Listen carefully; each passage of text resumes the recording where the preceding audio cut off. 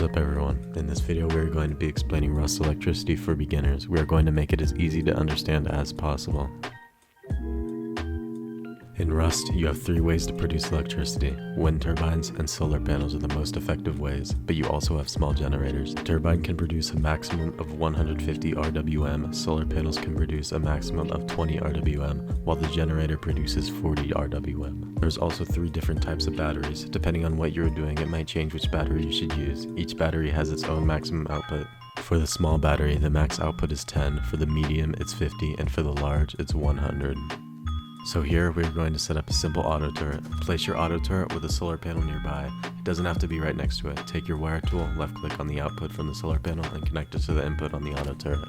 However, this is not the best way. The power from the solar panel is going straight into the auto turret. Because of this, none of the extra power is stored and it all goes to waste. This also means that during night or when the solar panel does not have a direct view of the sun, your turret will turn off. To store the extra power, you want to use a small battery. Basically do what you just did, but this time take the output from the solar panel and connect it to the battery. Take the output from the battery and plug it into the auto turret. Again, this is not the best way to do this because every time you want to turn it off, you have to use the wire tool and clear the connection.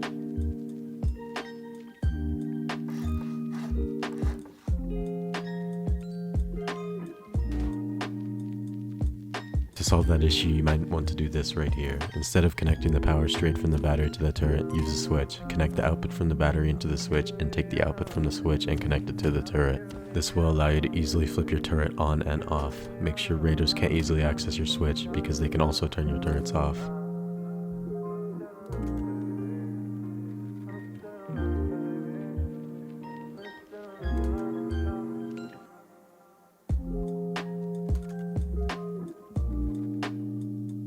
Right here you have a root combiner and an electrical branch. The root combiner allows you to take two roots and combine them into one. The branch lets you take one root and branch it into two. By interacting with the branch, you can select how much power is being sent out from each of the outputs.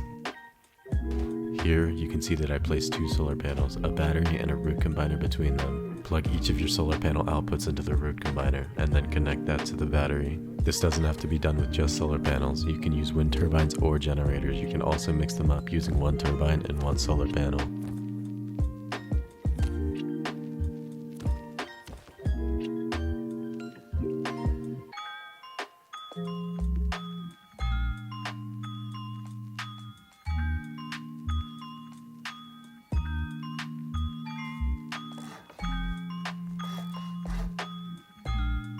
One example of how the electrical branch works is branching off power from your battery into multiple auto turrets. Take the output from your battery and connect it to the branch. Plug each of the outputs into its own auto turret.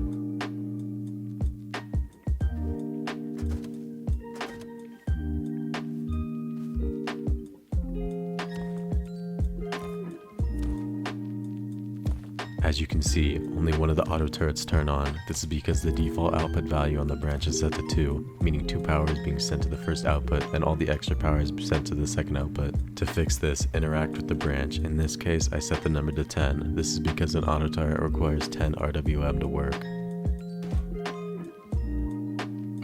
Another thing you can do with some items is pass the power through it. Instead of using an electrical branch, you can connect your battery into the heater and pass the power out the other side, connecting it to the next heater.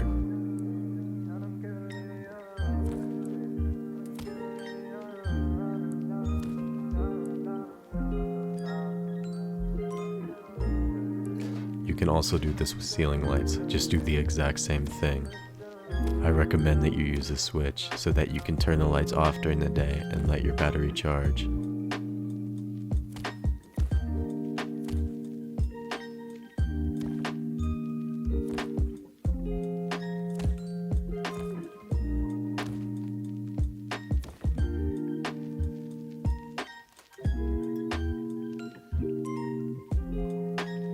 The easiest way to set up an auto turret at a raid is to use a generator. This requires low grade to run, so it is not the most efficient source of electricity. But if it's just a temporary turret outside your raid, or maybe even to defend you while you build, it will work. Take the output from the generator and just connect it to your turret, add low grade and turn it on.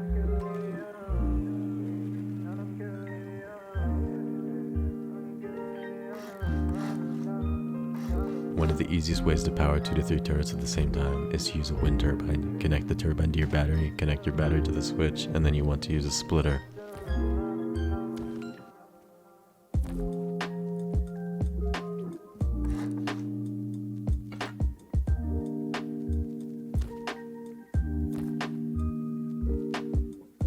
The splitter allows you to split off power 3 ways. Connect your switch to the splitter, take each of the outputs from the splitter and plug them into auto turrets.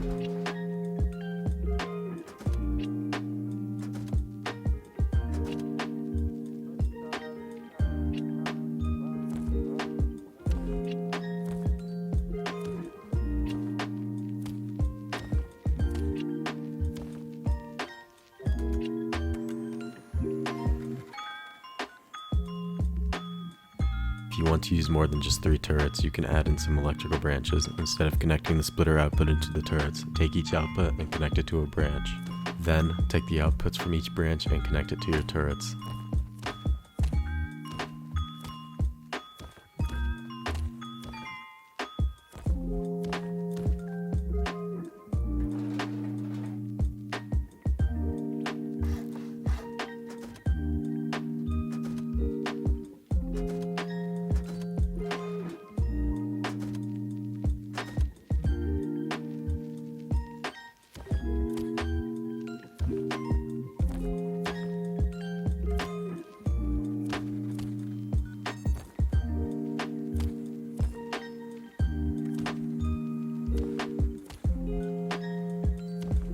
Make sure to change the output value to 10 to make sure each turret gets enough power to work.